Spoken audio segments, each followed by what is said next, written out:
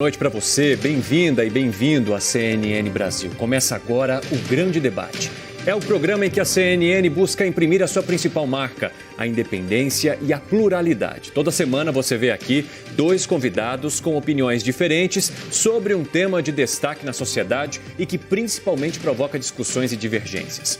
Vale lembrar que as opiniões que serão emitidas pelos nossos debatedores não refletem necessariamente a posição da CNN.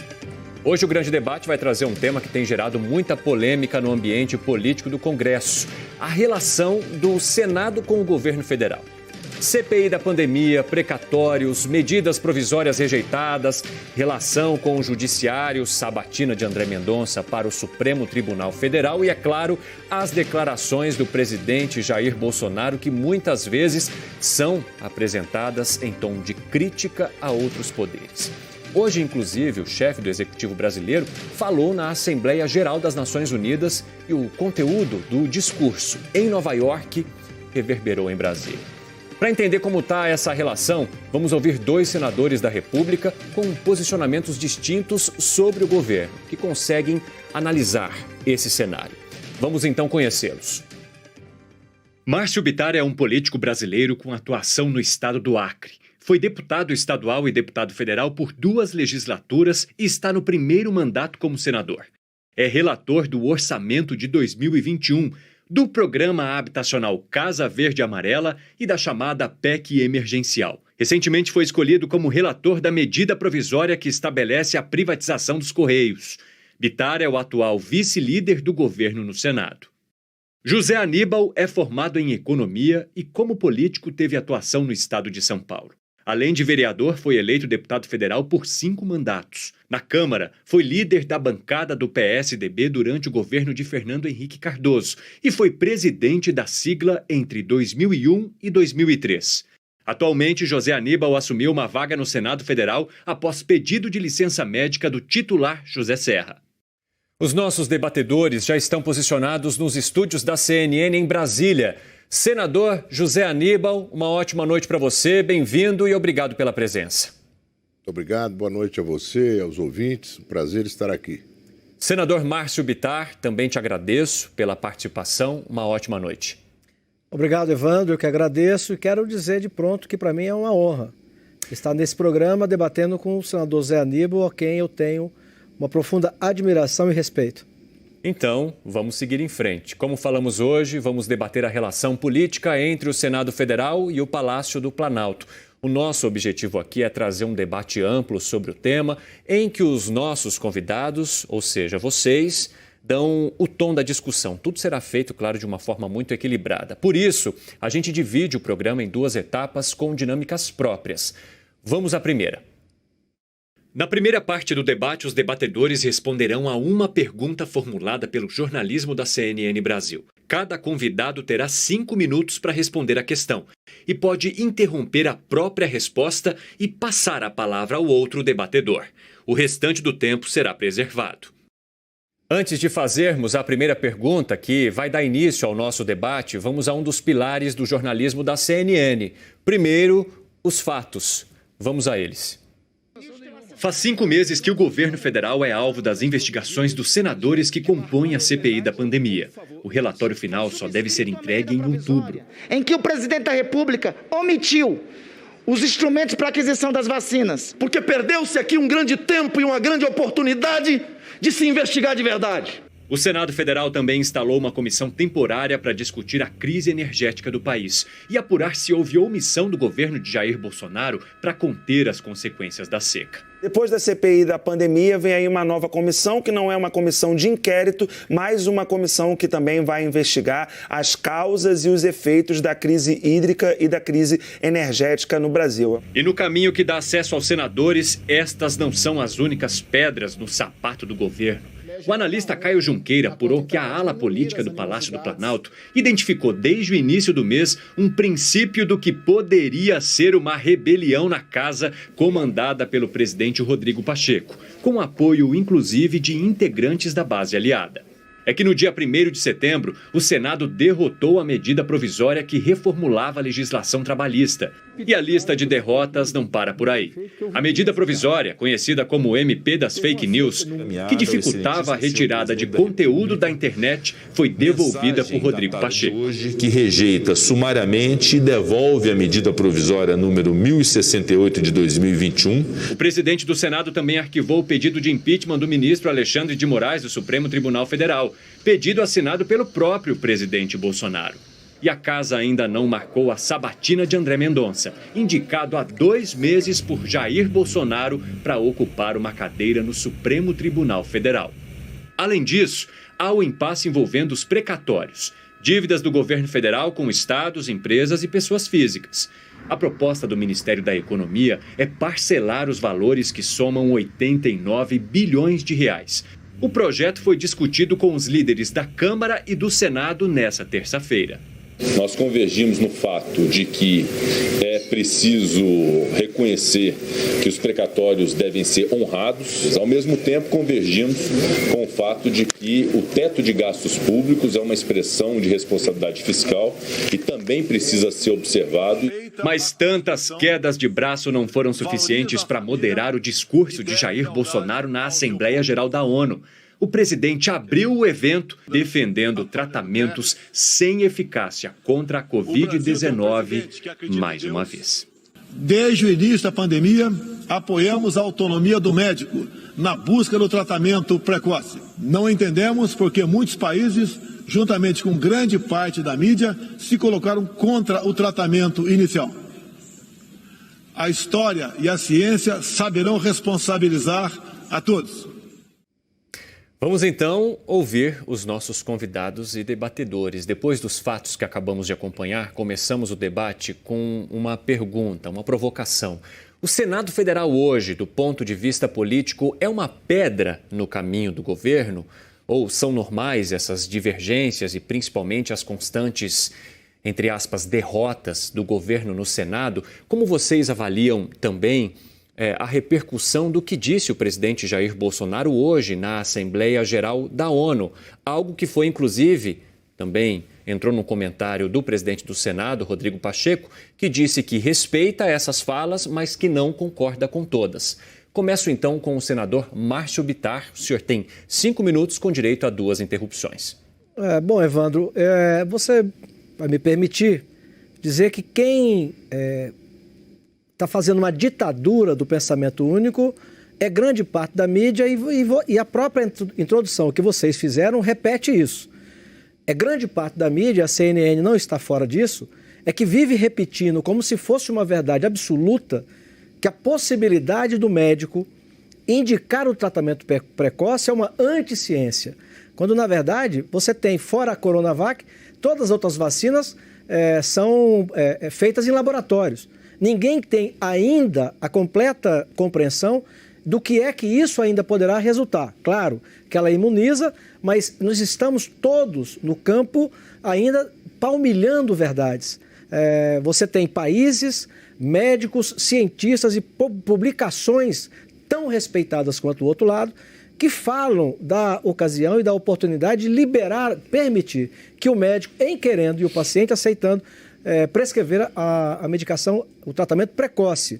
Agora, veja bem, olha como está a ditadura do pensamento único. Nós somos obrigados a aceitar aqueles que dizem que isso é anticiência e o outro lado não aceita que tem cientistas de nome, publicações internacionais dizendo da possibilidade de dar ao médico esse poder, claro, o paciente querendo e concordando. Agora, o que eu acho sobre o Senado é que há uma má vontade com o governo. É claro que as falas de seres humanos, às vezes, se exalta, sai uma frase mais forte, o presidente está sendo julgado mais pelo seu estilo, menos pelo seu conteúdo. Se você comparar com o Fernando Henrique Cardoso, era um gentleman, era alguém habilidosíssimo, sempre foi na vida, mas no fundamental, o Senado não poderia ter instalado uma CPI que nasce mentindo. Ela começou por um caso específico de Manaus, depois se ampliou para apurar onde foi, ou se foi, e aonde foram gastos recursos irregulares dos 150 bilhões que a União passou para estados e municípios e acabou se transformando num palco contra o presidente da República, numa tentativa até de destituí-lo. E se me permite dizer, até agora o que ela vem mostrando é que o governo federal está blindado. Você tem lobistas em qualquer governo, em qualquer estado da federação, tentando vender remédio, ainda mais isso que aconteceu, que foi inusitado no mundo inteiro. Mas tudo que está acontecendo até agora na CPI mostra que o governo federal, sequer o primeiro escalão no ministério, foi envolvido em algo que possa ser considerado um crime. Senador, peço desculpas, mas segundo os médicos, especialistas e principais pesquisadores do assunto agora, não é possível comparar vacinas com tratamento a partir de remédios ou tratamento precoce para a Covid-19. Boa parte dos países do mundo já não aplica esse tratamento há um bom tempo, porque pesquisas mostraram que esses medicamentos não têm eficácia contra a Covid-19. E você continua por isso na mesma linha do pensamento único. Não sou eu único. Que estou falando, senador. Não, são eu pesquisas dizendo, que mostram isso. Estou falando. Tem cientistas. E o foco do nosso debate hoje não é o tratamento precoce. O foco do nosso debate hoje é a relação do governo federal com o Senado e também a partir das falas do presidente Jair Bolsonaro. Evandro, me deixa só concluir e eu libero o senhor para terminar o seu tempo também, caso o senhor queira. Fique à vontade. Se você não me liberar para poder dizer o que eu penso, então esse debate nasceu morto. Na apresentação, você termina com a fala do presidente da República, dizendo que, mais uma vez, ele foi contra a ciência ao dizer que defende a possibilidade que o médico, com o seu paciente, aceitando, prescreva o tratamento precoce. Que, diferentemente do que a mídia fica afirmando, quase que numa voz única, você tem cientistas, países do mundo que adotaram esse protocolo, que permitem ao seu médico. Esse debate que aconteceu no Brasil e que ainda acontece, ele de certa forma, ele emburrece, porque apenas se prevê dar ao médico e ao paciente a possibilidade, em querendo, de usar o tratamento precoce. Ok, eu só reforço mais uma vez que pesquisas mostram que esses medicamentos não têm eficácia comprovada contra a Covid-19 Como não tem pesquisa provando certos tratamentos contra o câncer comprovado até o momento. Se utiliza. Nós estamos falando de Covid-19, senador, Sim, e eu vou repassar... isso mesmo que eu estou falando. Eu estou dizendo para você que tem muitos tratamentos que não estão cientificamente comprovados e são utilizados. Mas nós não estamos falando dessas doenças, nós estamos falando da Covid-19. O princípio é o mesmo. E a única questão que eu aponto é que até o momento pesquisas mostram que esses medicamentos não têm eficácia comprovada. Só que o Zé Aníbal está esperando a parte dele. O princípio é o mesmo. Senador, o senhor está comparando doenças diferentes. Aqui, nós vamos seguir em frente. Vou passar então para o tempo. Tem tratamentos para doenças importantes que matam pessoas e que também não tem essa comprovação científica a que vocês tanto alegam. Senador, não somos nós que alegamos, são os pesquisadores que falam. Você acabou de insistir na tese. E eu vou seguir. Você não apenas mostrou a reportagem, você insistiu na tese, você defendeu a tese. E eu defendo Senador, que o médico ou o paciente tenham o direito de prescrever o tratamento precoce, se o paciente e o médico entenderem que sim. Nossa reportagem foi baseada em pesquisas que mostram, não estou defendendo tese nenhuma, até porque vocês têm todo o espaço e a liberdade para falar sobre os temas que pontuamos aqui. Senador José Aníbal, eu te repasso a mesma pergunta. O Senado Federal hoje, do ponto de vista político, é uma pedra no caminho do governo? São normais essas divergências, principalmente as constantes derrotas do governo no Senado? E de que forma que o discurso do presidente Bolsonaro hoje na Assembleia Geral da ONU repercute também em meio a muitos desses projetos que estão tramitando e que dependem de diálogo entre os poderes? Boa noite. Mais uma vez. O presidente do Senado declarou ontem que tem faltado respeito na relação entre os poderes. E o sinal disso, sinal evidente disso, o que aconteceu nesse mês de setembro, que começou, como você já mencionou, no dia 1º, com uma derrota de uma medida provisória do governo, que na origem uma boa medida provisória, retomava aquele programa de emprego que permitiu ano passado reduzir horas e reduzir proporcionalmente o salário. No Senado, na Câmara, essa medida provisória recebeu 69 artigos adicionais. Ela tinha 25 na origem, mais 69 e um deles, alterando a CLT, Consolidação das Leis de Trabalho, trabalhistas, 100 programas de emprego. Nós tínhamos uma tarde para decidir sobre isso. Inviável. Você não muda a CLT por medida provisória. Isso é um projeto de lei. É importante que isso aconteça sempre, né? As relações de trabalho elas estão mudando, ainda mais hoje, com a inteligência artificial e tudo que daí decorre. Mas não tinha como avaliar 75 mudanças numa lei de 1948, numa sessão do Senado.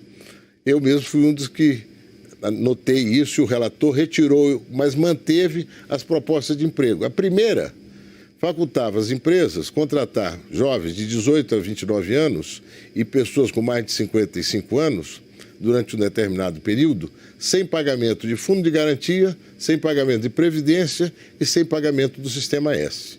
Isso fragiliza enormemente as relações de trabalho. Muita gente ia ser demitida para ser recontratada dentro dessa determinação desse programa de emprego, supostamente para estimular, não ia criar emprego nenhum. E acabamos devolvendo a medida provisória. Pouco antes já tinha sido devolvida uma medida provisória que dava ao ministro da Educação o poder de indicar os reitores. Isso é uma tradição do Brasil, é uma tradição que reafirma a independência das universidades, né? Dos institutos de ensino superior. E agora, recentemente, uma nova recusa, baseada em argumentos fortemente jurídicos, né? da medida provisória da fake news, que o governo agora mandou por projeto de lei. O fato é que o governo não é muito aberto ao diálogo, à conversa. O senador Bittar mencionou que o Fernando Henrique era um homem de diálogo. E se ele não tivesse sido um homem de diálogo, nós não teríamos nem aprovado o Plano Real. Porque muita gente concordava com o plano, mas achava que era inexequível. Então tivemos que conversar muito. E depois as reformas. É assim que se faz numa democracia, que se constrói maioria, mas é uma maioria que é ativa, interativa. Essa maioria parlamentar, tanto na Câmara como no Senado. E que tem que ser trabalhada dentro de projetos de lei e não apenas por medidas provisórias. A relação realmente não está bem, é importante que ela melhore, até para que o parlamento tenha uma agenda melhor e mais sintonizada com os anseios da população, com o dia a dia difícil, né? Com a falta de emprego, a falta de renda, miséria, fome, a pouca qualificação profissional dos nossos jovens. É bom trabalhar com uma agenda dessa qualidade.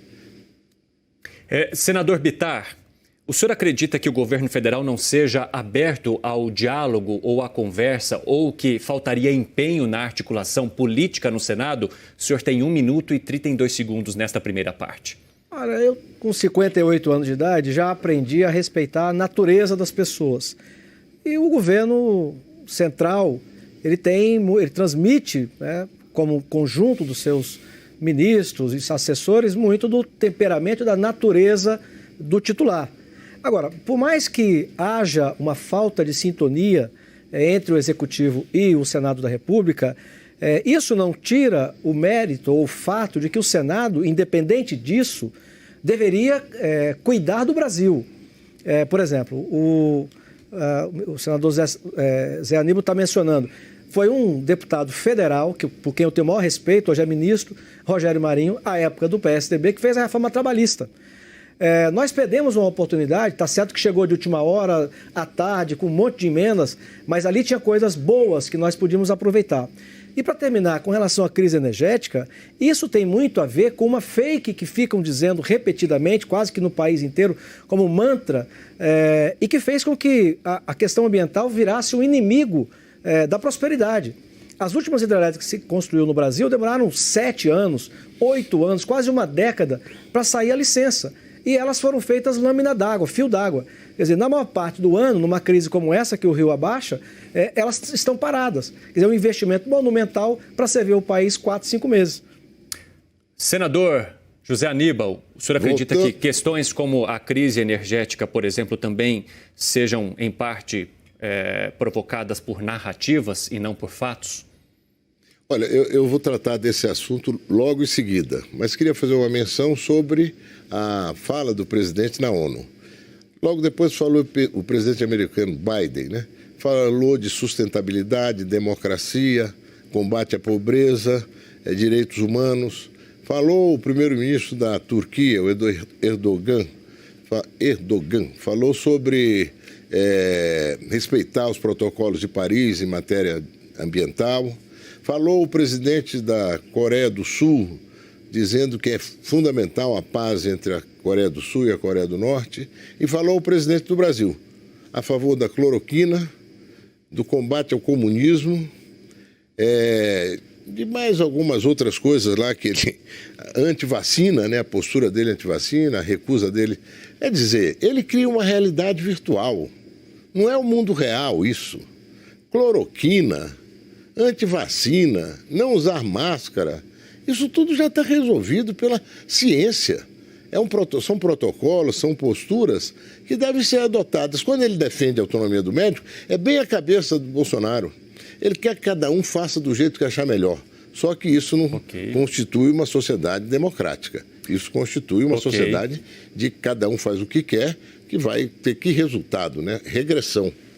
Senador José Aníbal, seu tempo terminou nessa primeira parte, então concluída a primeira parte do nosso debate, vamos ao segundo bloco, é uma etapa em que direcionamos as perguntas aos nossos convidados, mas vamos ver as regras antes.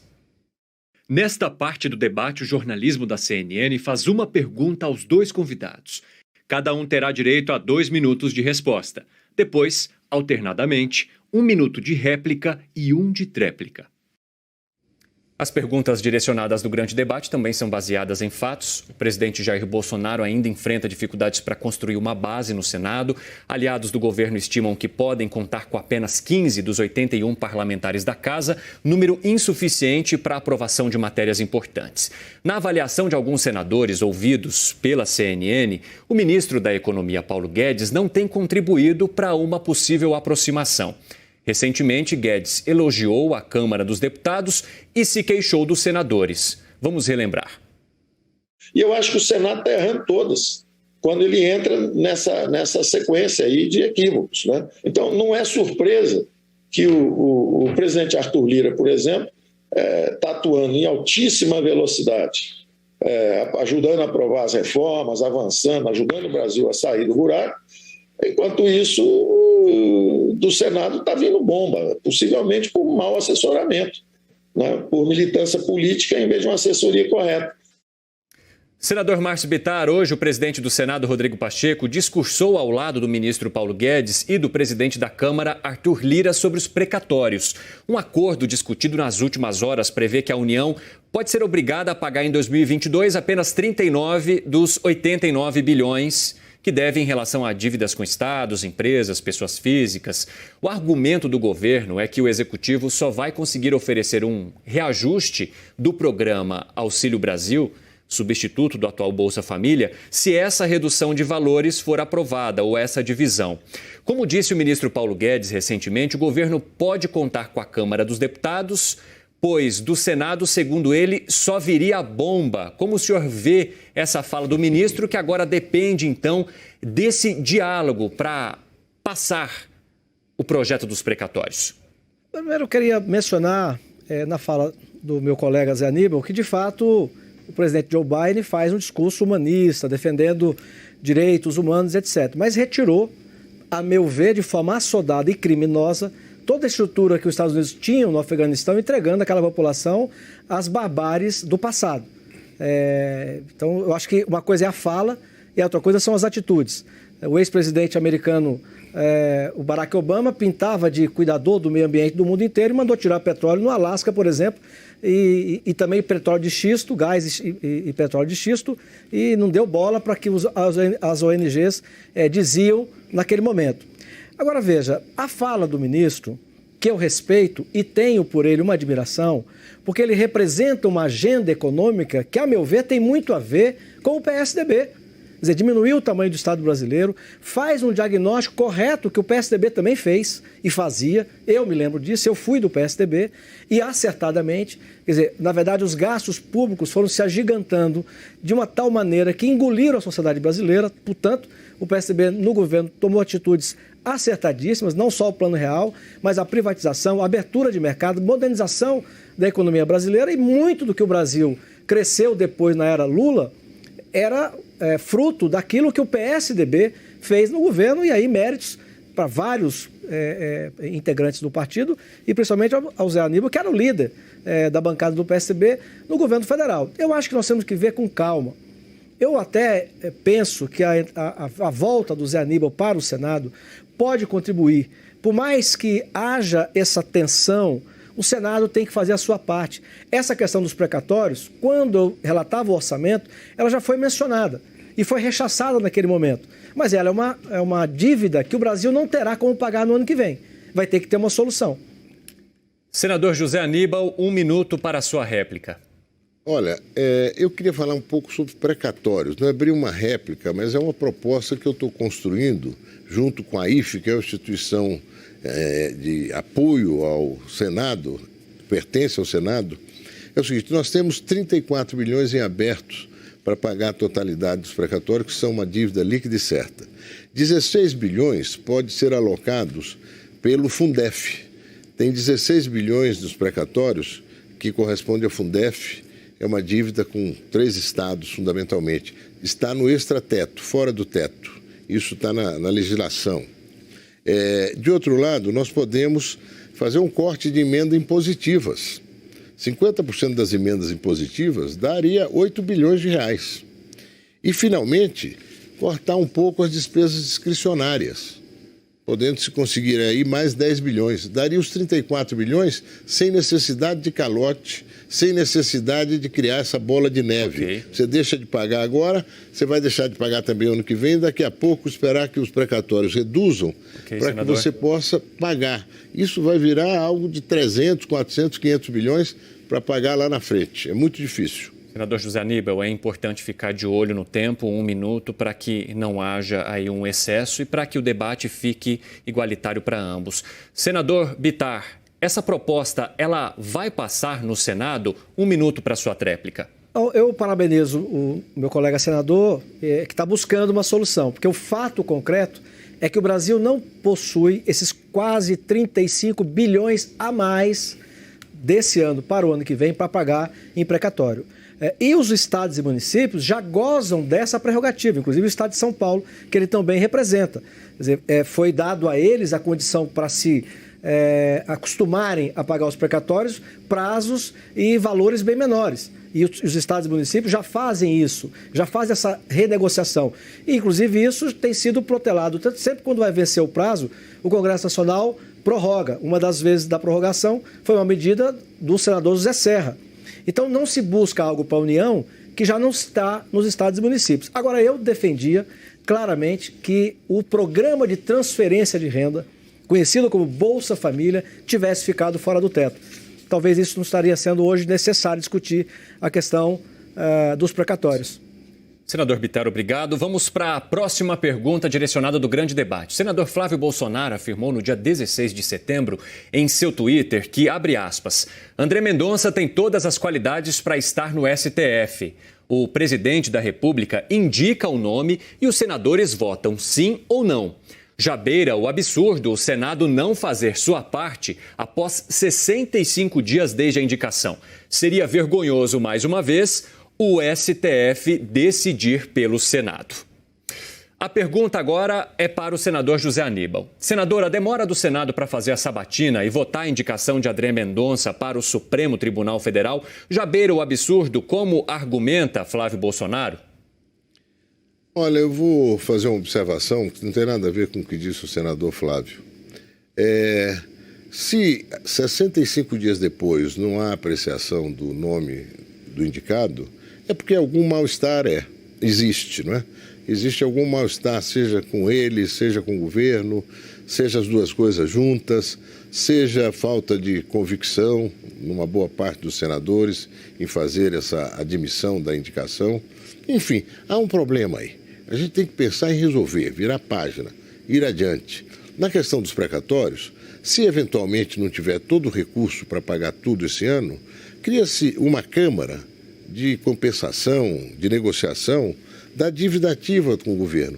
Não pode furar o teto. O Brasil está vivendo uma crise muito séria. O governo está meio perdido em matéria de gestão.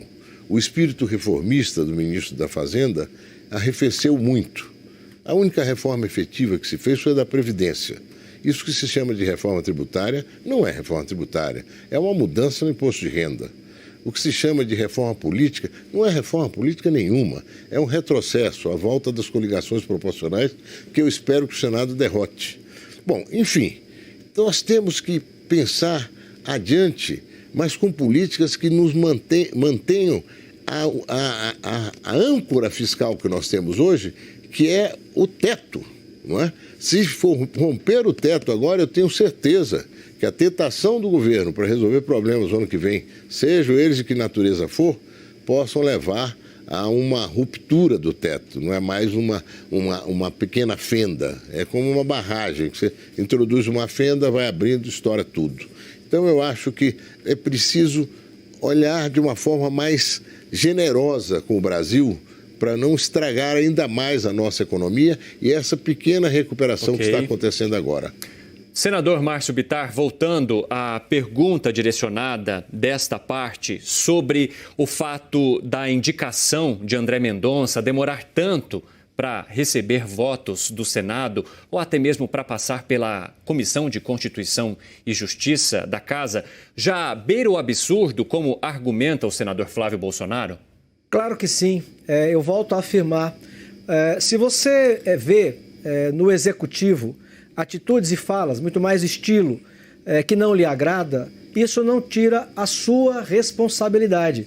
Muitas vezes no meu estado eu não concordo com alguma atitude do governador. Mas o que eu digo no meu estado? Mesmo que ele corte relações comigo, a obrigação que eu tenho como senador de ajudar o Acre não vai mudar em nada. Então não tem cabimento o Congresso, por qualquer que seja a razão, passar 65 dias sem apreciar. Como disse o colega Flávio, vote-se a favor ou contra. Agora, generosidade, um presidente da República que resolveu dividir um recurso que era da União, da partilha onerosa do pré-sal, que evitou que dezenas e centenas de municípios conseguissem pagar o 13º, que não iam pagar, as notícias já eram essa, que distribuiu 150 bilhões de reais, quase esse valor, para estados e municípios, como compensação pela perda do nível de atividade econômica que caiu nos estados e municípios. O presidente é generoso. Senador José Aníbal, 1 minuto para a sua tréplica, e eu te questiono mais uma vez sobre a indicação de André Mendonça. Isso deve demorar um tempo a mais para passar, exatamente por conta desse suposto mal-estar que o senhor citou que possa existir nessa relação? Olha, eu não teria dificuldade nenhuma de votar o quanto antes a indicação do André Mendonça. Eu tenho já formado uma posição e no momento certo eu vou externar essa posição. Mas eu não tenho nenhuma dificuldade. É aquilo, vota sim ou não, vota. Por mim, pode convocar a reunião. Eu sou até membro suplente da Comissão de Constituição e Justiça, que é por onde tem que passar primeiro e depois o plenário. Eu queria voltar a temas muito relevantes que nós estamos tendo que enfrentar aí e que apontam na direção de uma urgência de melhora da agenda do Senado. E eu acho que aí talvez a gente possa praticar essa convergência tão desejada e manifestada aqui, inclusive, pelo senador Bittar, que é a qualificação de milhões de jovens brasileiros para essa sociedade da inteligência artificial. Robótica, acho que robótica, mecatrônica, dá para fazer e dá para a gente convergir num grande projeto dessa natureza. Vamos para a terceira etapa do nosso grande debate. Agora os nossos convidados trazem os pontos que consideram mais importantes sobre o tema com perguntas entre si. Vamos às regras. Neste bloco, debatedor pergunta para debatedor. Cada convidado fará uma pergunta. Ambos terão direito à resposta, réplica e tréplica. Os tempos serão: pergunta, 30 segundos. Resposta, 2 minutos. Réplica, 1 minuto. Tréplica, 1 minuto. Quem começa perguntando é o senador José Aníbal. 30 segundos para que o senhor faça o seu questionamento. Senador. Até menos que isso. Eu queria saber do Bittar, porque ele teve uma convivência intensa com o governo, especialmente com o ministro da Economia, Paulo Guedes, né? Eu queria ver o que é que ele pôde observar sobre a propensão do ministro a buscar diálogo, a buscar convergência, articulação e as dificuldades, como foram trabalhadas. O orçamento de 2021 ficou pronto há pouco tempo. Não foi fácil terminá-lo. Senador Márcio Bittar, 2 minutos para sua resposta. Tempo começa a partir de agora. Bom, como eu disse, eu tenho admiração pelo que representa o ministro Paulo Guedes, a agenda que ele representa. Eu até comentei numa reunião no Palácio do Planalto com o presidente da República. A gente ia fazer uma reunião para discutir a questão do orçamento e no começo sempre tem algum bate-papo antes que comece mesmo a reunião. E eu comentei que quando eu vi a aproximação daquela época do pré-candidato Bolsonaro ao ministro da Economia, na época o economista Paulo Guedes, aquilo me chamou mais atenção para o pré-candidato. Porque, a meu ver, um candidato que claramente até aquele momento tinha bandeiras e se sobressaía por isso, por bandeiras conservadoras, por dureza na área da segurança, etc., se aproximava de um economista que tinha claramente uma agenda liberal, que eu repito, a meu ver, tem muito a ver com a agenda econômica que o PSDB, e eu, no mandato que tive primeiro de federal, ajudei, inclusive, a aprovar a lei de responsabilidade fiscal, numa agenda semelhante. Agora, o que eu penso é o seguinte: a eleição do presidente Bolsonaro foi atípica, sem dinheiro, sem partido, sem palanque, fez uma bancada de 52 deputados num partido que 4 anos antes tinha feito 1. Então, nós estamos pagando um preço de uma equipe que ganhou uma eleição de uma forma inusitada, talvez sem uma experiência de time e uma pandemia no meio.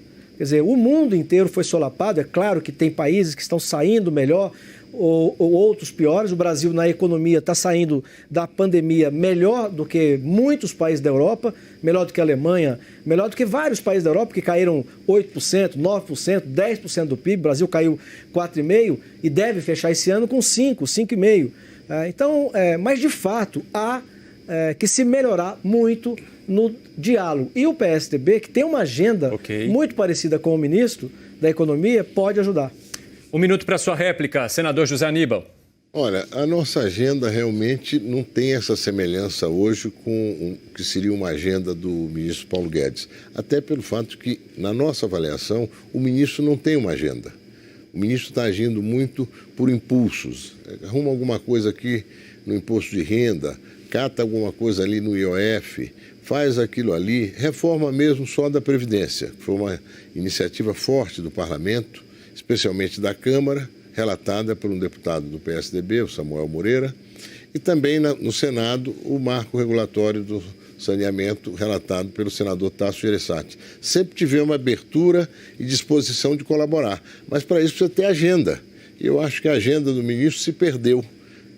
Se brinca até que o combustível do posto Ipiranga acabou, não é? Isso não é bom. Tem que rapidamente revitalizar essa relação do governo com o parlamento e focar uma agenda que o Brasil precisa. Ok. Senador Márcio Bittar, a sua tréplica, então, em relação ao que disse agora o senador José Aníbal.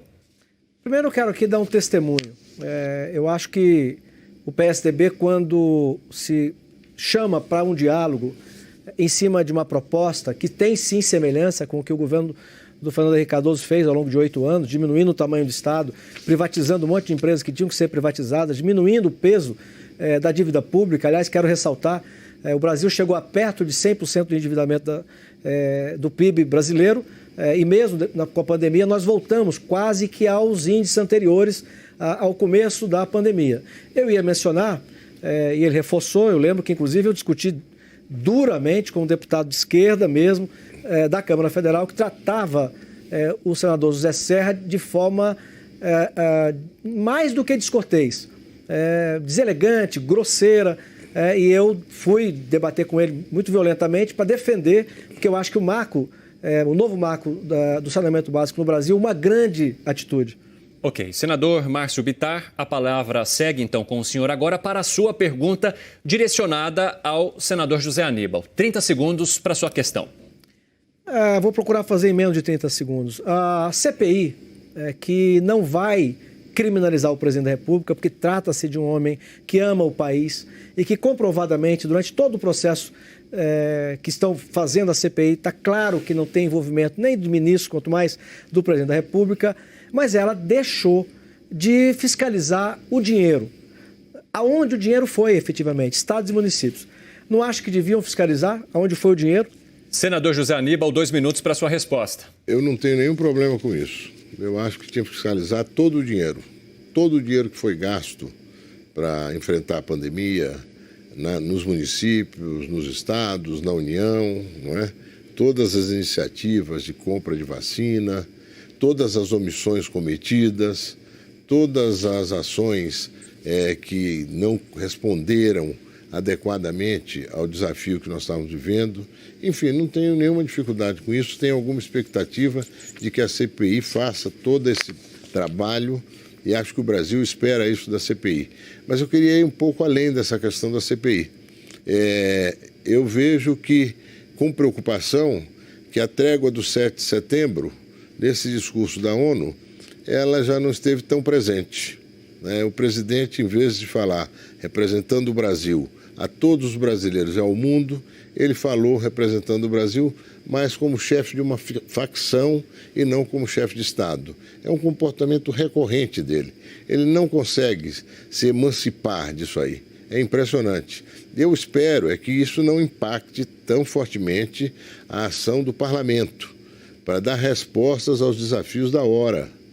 O Brasil não aguenta esperar tanto. A pobreza está aumentando. A economia está crescendo numa espécie de carro, não é? Os que já estão bem, sobem, estão bem. Os que não estão bem, caem. A renda caiu muito. A inflação está em 8%. O preço da alimentação básica do trabalhador está tendo impacto fortíssimos. 30%, 40% de inflação sobre óleo, sobre arroz, sobre vários produtos. Isso é uma expropriação de renda que tira mais ainda a qualidade de vida de milhões de brasileiros. O parlamento tem que agir um pouco e dialogar mais. Eu estou aberto para isso e para desenvolver uma ação convergente com quem quiser ir nessa direção. Senador Márcio Bittar, o discurso do presidente Bolsonaro é como um chefe de um grupo e não um chefe de Estado, como apontou agora o senador José Aníbal? 1 minuto para a sua réplica. Eu acho que o meu colega, que é sempre tão educado e polido, deu uma exagerada aí na afirmação. Eu acho que o presidente tem o seu estilo e deve ser respeitado por ele.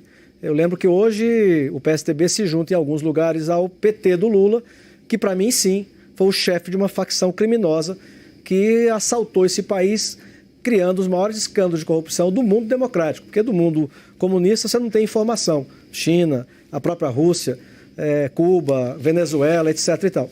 Agora, a CPI, ela tem um governo federal que mandou 600 bilhões, gastou 600 bilhões com a Covid. É o governo federal que comprou e distribuiu até agora 220 milhões de vacinas para o Brasil. Gastou 150 bilhões entre estados e municípios, quase 150 bilhões entre estados e municípios. 250 desse total, dos 600 bi, 250 foi com auxílio emergencial. Mas isso, os integrantes da CPI não querem saber. O que eles querem é derrubar o presidente e esconder aonde o dinheiro foi, para os estados e municípios. Senador José Aníbal, é perceptível que vocês divergem em relação ao discurso do presidente Bolsonaro. Para o senhor, esse discurso pode afastar ainda mais o Senado? Não, eu não imagino que haja uma relação, mas há, sem dúvida nenhuma, uma constatação.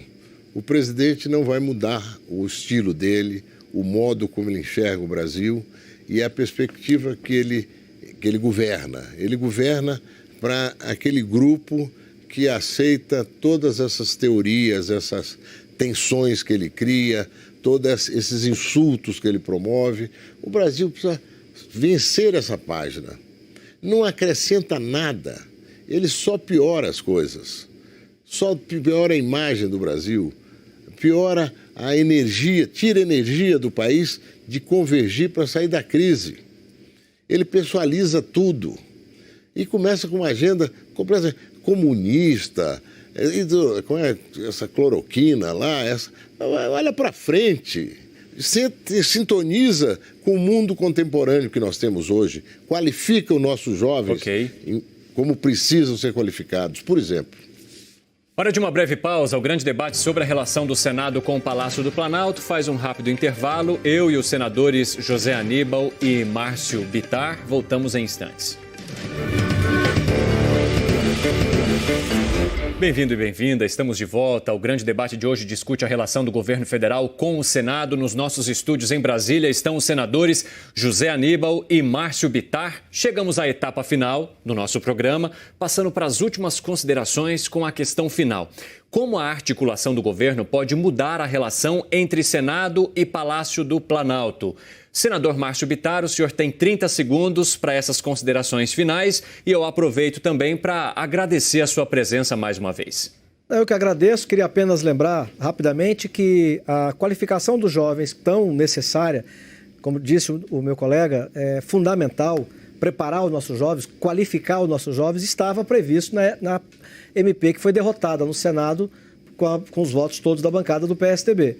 Claro que ela podia ser enxugada para ter um consenso, mas ela foi derrotada, inclusive com os votos do PSDB. No mais, o que eu penso é que nós temos que olhar para o país. O Brasil e o mundo inteiro estão numa crise, a inflação é global e a saída tem que ser em conjunto. O Executivo, o Legislativo e o Judiciário. Ok, senador, muito obrigado. Senador José Aníbal, também agradeço muito a sua participação. 30 segundos para o senhor, então, fazer as suas considerações finais e responder como a articulação do governo pode mudar a relação entre Senado e Palácio do Planalto. 30 segundos.